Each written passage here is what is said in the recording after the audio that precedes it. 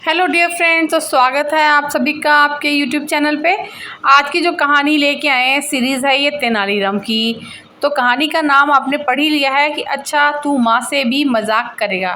तो चलिए कहानी शुरू करते हैं। कोई 600 वर्ष पुरानी बात है। विजयनगर का साम्राज्य सारी दुनिया में प्रसिद्ध था। उन दिनों भारत पर विदेशी आक्रमणों के कारण प्रजा बड़ी मुश्किलों में थी। हर जगह लोगों के दिलों में दुख, चिंता और गहरी उधेड़-बुन थी। पर विजयनगर के प्रतापी राजा कृष्णदेव राय की कुशल शासन व्यवस्था, न्यायप्रियता और प्रजा वत्सलता के कारण वहाँ प्रजा बहुत खुश थी। राजा कृष्णदेव राय ने प्रजा में मेहनत और सद्गुणों के साथ साथ अपनी संस्कृति के लिए स्वाभिमान का भाव पैदा कर दिया था। इसलिए विजयनगर की ओर देखने की हिम्मत किसी विदेशी आक्रांता की नहीं थी। विदेशी आक्रमणों की आंधी के आगे विजयनगर एक मजबूत चट्टान की तरह खड़ा था। साथ ही वहाँ लोग साहित्य और कलाओं से प्रेम करने वाले तथा परिहास प्रिय थे। उन दिनों की बात है, विजयनगर के तेनाली गांव में एक बड़ा बुद्धिमान और प्रतिभा संपन्न किशोर था। उसका नाम था रामलिंगम। वह बहुत हंसोड़ और हाजिर जवाब था। उसकी हास्यपूर्ण बातें और मजाक तेनाली गांव के लोगों को खूब आनंदित करती थी। रामलिंगम खुद ज़्यादा हंसता नहीं था, पर धीरे से कोई ऐसी चतुराई की बात कहता कि सुनने वाले हंसते हंसते लोटपोट हो जाते।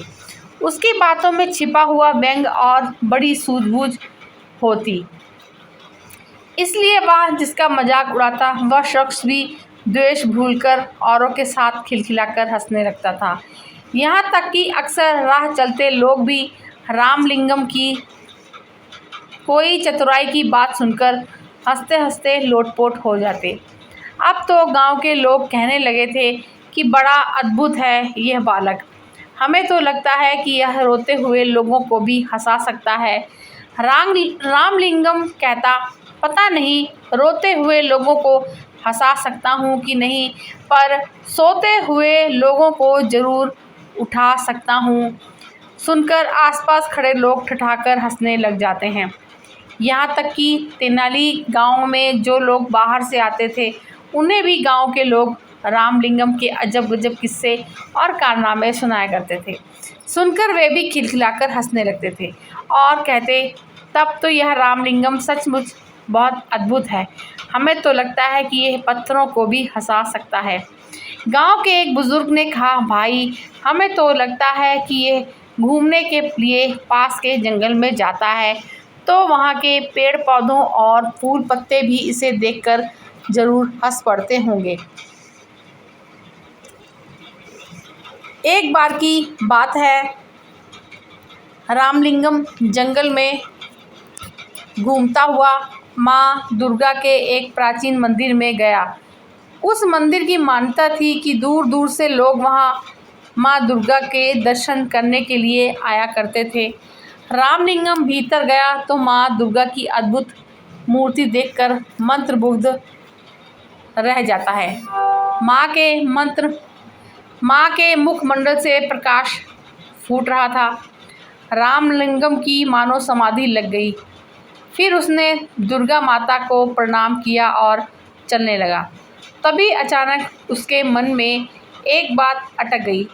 माँ दुर्गा के 4 मुख थे और 8 भुजाएं थीं। इसी पर उसका ध्यान गया और अगले ही पल उसकी बड़े जोर से हंसी छूट जाती है।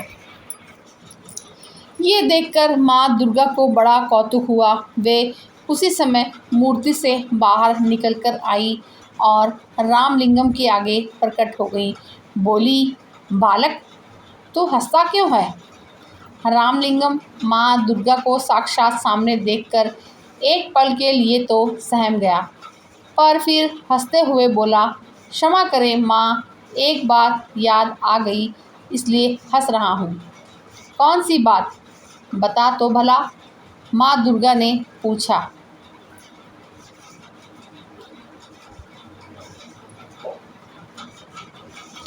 इस पर रामलिंगम ने हंसते हंसते माँ दुर्गा जी को जवाब दिया कि माँ, मेरी तो सिर्फ एक ही नाक है, पर जब मुझे जुकाम हो जाता है तो बड़ी मुसीबत आती है। आपके तो 4-4 मुख हैं और भुजाएं भी 8 हैं, तो जब जुकाम हो जाता होगा तो आपको और भी ज़्यादा मुसीबत। रामलिंगम की बात पूरी होने से पहले ही माँ दुर्गा खिलखिलाकर हंस पड़ी। बोली, हट पगले, तू माँ से भी मजाक करता है। फिर हंसते हुए उन्होंने कहा, पर आज मैं समझ गई हूँ कि तुझमें हास्य की बड़ी अनोखी सिद्धि है। अपनी इसी सूझबूझ और हास्य के बल पर तू नाम कमाएगा और बड़े बड़े काम करेगा। पर एक बात याद रखना, अपनी इस हास्य वृत्ति का किसी को दुख देने के लिए प्रयोग मत करना। सबको हंसाना और दूसरों की भलाई के काम करना। जा, तू राजा कृष्णदेव राय के दरबार में जा, वही तेरी प्रतिभा का पूरा सम्मान करेंगे। उस दिन रामलिंगम दुर्गा माँ के प्राचीन मंदिर से लौटा तो उसका मन बड़ा ही हल्का फुल्का था। लौटकर उसने माँ को यह अनोखा प्रसंग बताया। सुनकर माँ बहुत ही चकित हो गई। फिर होते होते पूरे तेनाली गांव में ये बात फैल गई कि रामलिंगम को दुर्गा माँ ने बड़ा अद्भुत वरदान दिया है। ये बड़ा नाम कमाएगा और बड़े बड़े काम करेगा। उसके साथ ही साथ तेनाली गांव का नाम भी ऊंचा होगा। तो फ्रेंड्स, ये थी हमारी आज की कहानी, और कहानी सुनने के लिए आप सभी का बहुत बहुत शुक्रिया। मिलते हैं एक नए वीडियो में नई कहानी के साथ, और अपना प्यार बनाए रखिएगा। धन्यवाद।